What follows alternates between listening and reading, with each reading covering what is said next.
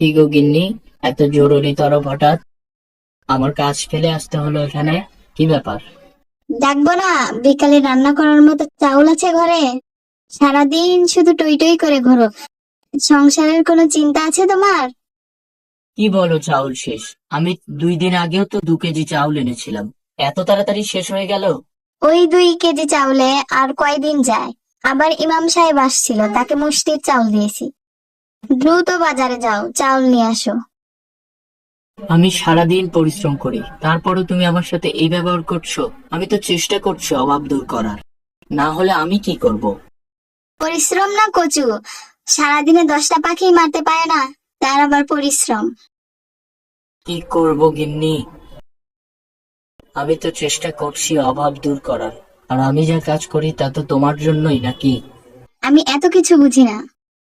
যদি ঠিক মতো খাবার পোশাক না দিতে পারো, তাহলে আমি চললুম আমার বাপের বাড়ি। না, আমি বাজারে যাচ্ছি। আচ্ছা শোনো, আমার বন্দুকটাও নিয়ে এসো, বাজার আমি পাঠিয়ে দেব। আর কিছুদিনের জন্য শিকারে বের হব, কিছুদিন পর বাড়িতে ফিরবো। সাবধানে থেকো। আচ্ছা, দাঁড়াও, আনছি।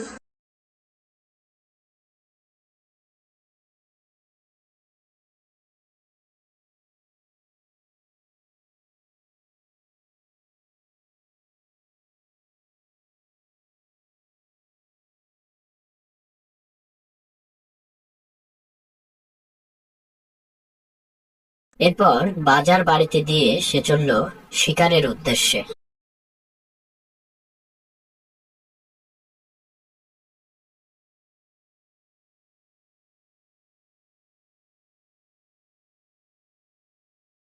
আর এই যে সরু গাছের উপর দিয়ে হেঁটে যেতে দেখছেন, ইনি হচ্ছেন রাজা সিদ্ধান চন্দ্র।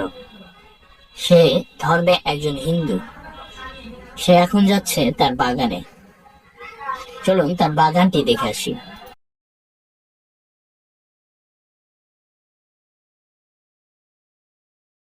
রাজার বাগানে রয়েছে নানা প্রজাতির পশু পাখি, আর রাজা তাদের অনেক ভালোবাসতো। তাই তো প্রতিদিন ভোরবেলায় রাজা একবার করে হলেও তার বাগানে আসতো।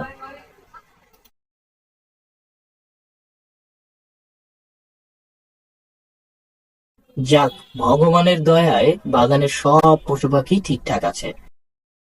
আর আমাকে সাবধান থাকতে হবে, আশপাশে যেভাবে শিকারীর উৎপাত বেড়েছে, তারা যদি আমার এই বাগানের সন্ধান পায়, তাহলে এখানকার একটা পশু পাখিও বাঁচবে না।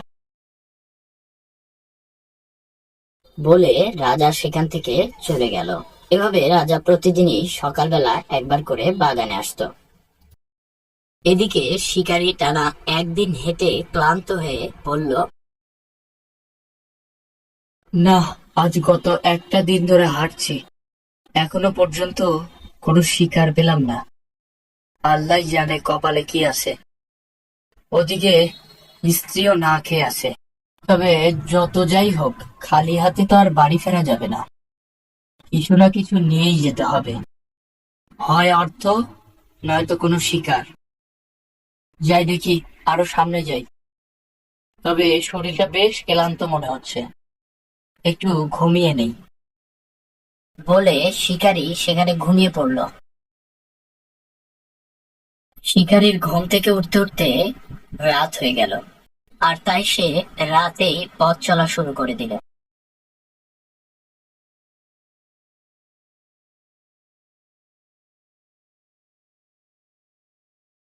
পরদিন সকালবেলায় শিকারী সেই রাজার বাগানে প্রবেশ করলো, এবং সেখানে গিয়ে সে এতগুলো পশু পাখি একসাথে দেখে অনেকটাই অবাক হলো এবং খুশিও হলো। ওরে বাবা, এতগুলো শিকার! যাক, এবার মনে হয় কপালটা খুললো। রোজ গিন্নির এই ভ্যাক ভ্যাকানি আর শুনতে হবে না। সে সেখানে কথা বলতে বলতেই সেখানে রাজা মশাই চলে এলেন এবং বললেন, কি ব্যাপার, তুমি কে? তোমাকে আগে তো কখনো এই রাজ্যে দেখিনি, আর তোমার পেছনে বন্দুক দেখা যায়। তুমি কি বনপশু হত্যা করো? আর তুমি আমার বাগানে কি করো? আমি সাগরপুর গ্রাম থেকে এসেছি। হ্যাঁ হুজুর, আমি শিকারী, শিকার খোঁজ করছি। পেটের দায়ে কি না কি করতে হয় বলুন। আপনার বাগানে এসেছিলাম, জঙ্গলের মধ্যে এত সুন্দর জায়গা আর পশু পাখি দেখে শুধু দাঁড়িয়েছি। আমি জানতাম না যে এটি আপনার বাগান। আমাকে মাফ করবেন হুজুর। ঠিক আছে ঠিক আছে, তুমি এখনো পর্যন্ত আমার বাগানের কোনো পশু হত্যা করোনি, তাই আমি তোমাকে মাফ করে দিলাম। কিন্তু কতদিন আর এই পাপ কাজ করবে? অন্য কোনো কাজ কেন করো না? পশুকে হত্যা করে বা খাঁচায় বন্দি করে কি লাভ পাও? সামান্য অর্থের জন্য এত বড় পাপ কাজ করো? তোমাকে যদি এখন আমি কারাগারে বন্দি করি, তাহলে তোমার জীবনটা কেমন হবে? কেমন লাগবে তোমার, বলো তো? আমাকে ক্ষমা করবেন হুজুর, আমি কখনো আর এই পাপ কাজ করবো না। তবু আমাকে বন্দি করবেন না, আমাকে যেতে দিন। আসলে বাড়িতে অভাব চলছে তো, তাই এই কাজ করি। আমাকে মাফ করুন হুজুর। ঠিক আছে ঠিক আছে, মাফ করলাম। তোমার যেহেতু কাজ নেই, তাই আজ থেকে এই বাগান দেখার দায়িত্ব আমি তোমাকে দিলাম। বিনিময়ে তুমি কিছু অর্থ পাবে, এতে তোমার অভাবও ঘুচবে। কি, রাজি আছো কাজ করতে? এ তো আমার পরম সৌভাগ্য হুজুর, আমি অবশ্যই কাজ করতে চাই। আর রোজ রোজ পাখি হত্যা করতে বা খাঁচায় বন্দি করতে আমারও ভালো লাগে না। আমি ভালো হতে চাই হুজুর। বেশ বেশ বেশ, তোমার এই ভালো হওয়ার প্রচেষ্টা আমাকে মুগ্ধ করেছে। তাহলে আজ থেকেই কাজে লেগে পড়ো, নাকি? এরপরে শিকারী নতুন কাজ পেল এবং শিকার করা ছেড়ে দিল। আর তারপর থেকে তাদের অভাবও ঘুচলো, আর তারা সুখে শান্তিতে বসবাস করতে লাগলো। বন্ধুরা, এই ধরনের কার্টুন ভিডিও পেতে আমাদের চ্যানেলটি সাবস্ক্রাইব করে আমাদের পাশেই থাকুন এবং নতুন নতুন আপডেট পেতে বেল আইকনে ক্লিক করুন। ধন্যবাদ।